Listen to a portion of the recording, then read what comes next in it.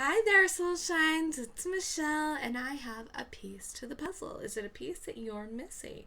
Today, we're going to be talking about forgiveness. And before I do that, I want to thank everybody who has been subscribing. As soon as my daughter is available, we will be recording something I promised her we'd do when I hit 100 subscribers. So, thank you so much for making that possible. So, let's talk about forgiveness. Interesting to talk to people who have a hard time letting go of something. As a healer, I facilitate people in healing things, but sometimes we don't want to let go.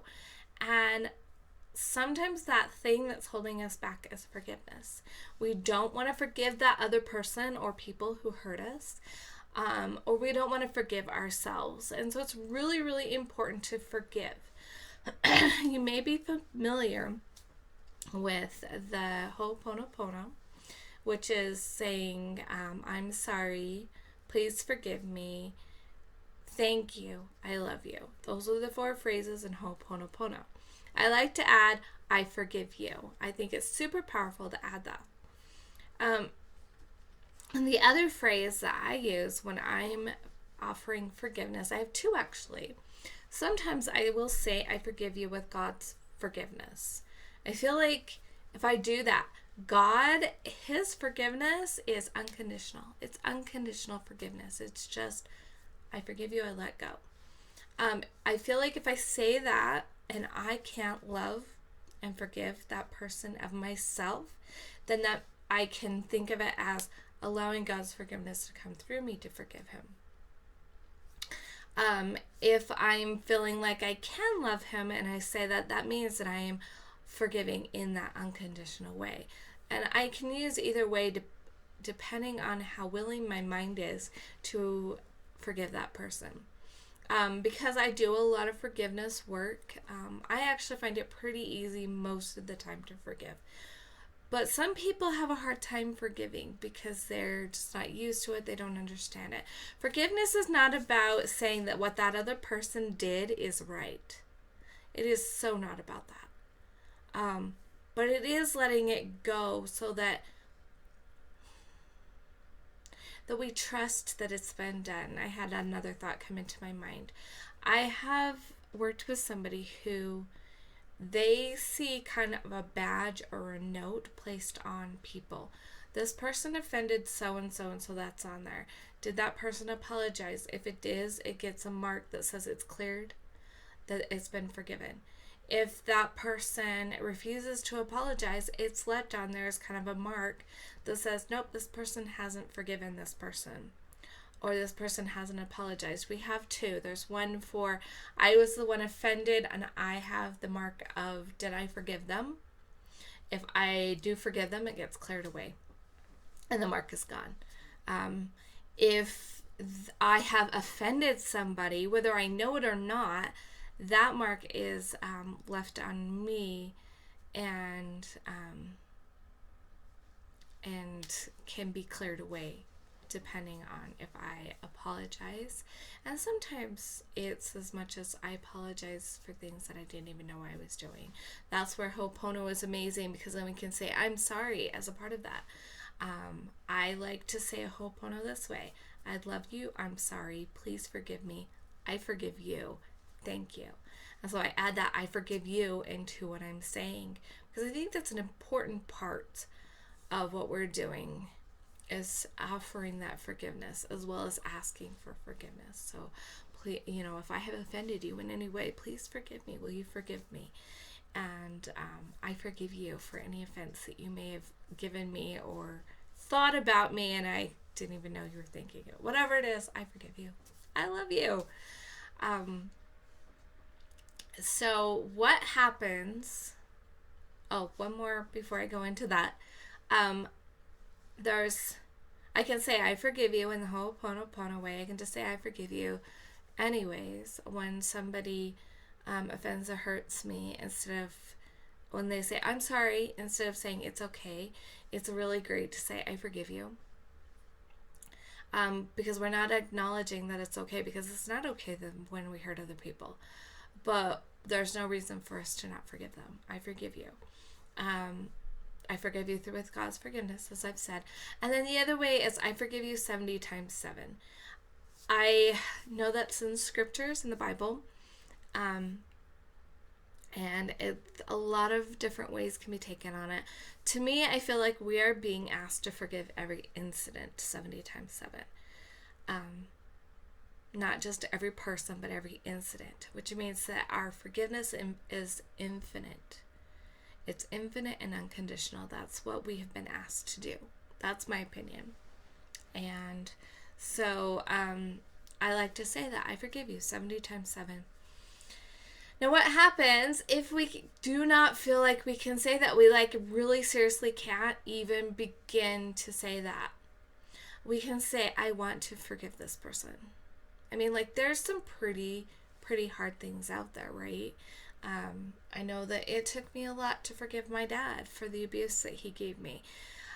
It takes that willingness to forgive in the first place. So if you don't have that willingness, then you can say, I want to forgive. And if you're like, no, I can't even say that, then say, I want to forgive. Until you can say, I want to forgive. And then you say, I want to forgive until you can say, I forgive you. And so until you feel those changes. So I want to forgive you. This person that hurts me, I want to forgive that person. I want to forgive myself until we can say, I want to forgive myself. I want to forgive that person until we can say, I forgive myself. I forgive that person. And when you say, I forgive myself, are you ready to say, I forgive myself 70 times 7? Are you ready to say, I forgive myself with God's love? And the same goes for others. So sometimes we have to work layers up to it. So I want to. And if you have to say, I want to forgive myself, and you just have to add a whole bunch of wants, that's okay. Just start the process. Because when we hold on to something, it only brings ourselves down. I can't even tell you how many times I've heard stories, countless stories of people who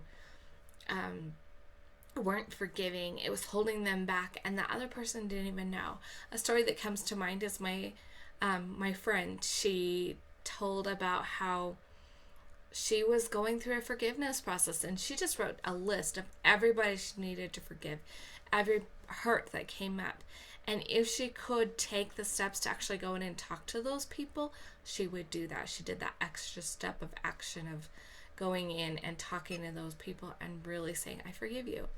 So she had an employer that she worked for, and they left on really bad terms. And she was just holding on to this. And it was just eating her away, this forgiving you. I don't know if I can forgive you. That really hurt me. That kind of feeling. And she went to that place and went and talked to him. She did house cleaning. So she went to that former employer and knocked on the door, and they're like, I don't know if you remember me. And as she started it, before she could even go into her apology, they're like, oh my gosh, we were just talking about you and how much we miss you because we've had so many problems with house cleaners since you left. And she's like, whoa. Because she was expecting them to be just as angry with her as she was with them. As she apologized, and they're like, we don't even know what you're talking about. We don't, there's nothing to forgive. And so she was able to let it go, rekindle a friendship, and move on with a lighter heart because she was no longer holding on to that. Those people weren't even holding on to it. How many times have you felt like you hurt somebody and they had no clue what you're talking about? Or how many times have you been really hurt and you say something to them and they're totally surprised because they didn't even know that it happened? That happens so much. And the only person that is hurt by you continuing to hold on to that hurt is yourself. And the only way to let that go completely is to forgive. To forgive yourself and to forgive others. And it's not always easy, but it's always possible. And so do what it takes to get there. Do what it takes. Ask the want to wants. Ask the want to forgive until you can get to a point where you totally forgive it and let it go. And it doesn't matter how old it is. If you feel like you need to go talk to those people, then go ahead and go and talk to those people. If you feel like you can't, maybe it's a safety issue and there's no way you're going to talk to them, or they're no longer around, or you can't even remember their name, but they just really hurt you when you were a kid. That's, you can talk to their soul.